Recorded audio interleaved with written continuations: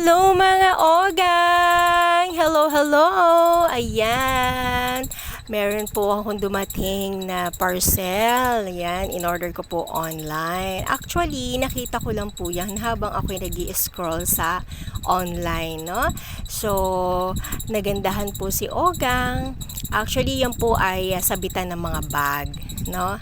So, nagustuhan ko po siya kasi yung aking mga bag walang lalagyan. Nakakatamad din po yung tago, labas, supot dito, supot diyan, 'di ba? Nakakapagod po 'yon. And kasi yung mga bag ko po, ilan din po yung bag ko. Bali, gusto ko kasi lagi ako nagpapalit ng bag. Meron akong bag pamasok, meron din po akong bag pamalengke, meron din po akong bag na dito lang din po, malapit lang din po sa amin ang pinupuntahan. May bag din po ako na pag may special occasion, may bag din po ako na medyo pupuntahan ko medyo okay, ganyan. So, kaya kailangan ko po na nakalabas po yun lahat. Hindi po yung kukuhanin ko siya sa baol, tapos tatago ko, tapos gagamitin ko. Naku, napaka-stress po nun para sa akin.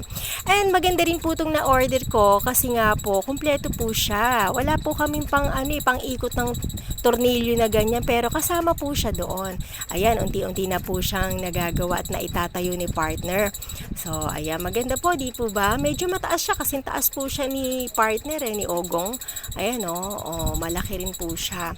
So, pag maliit po ang kwarto nyo at short lang po kayo, hindi po pwede. Ay, nakatayo na siya mga ogang, di ba? Maganda po siya. 159 lamang po yan. Kasama na po ang charge kasi ginamit ko po yung voucher po sa online.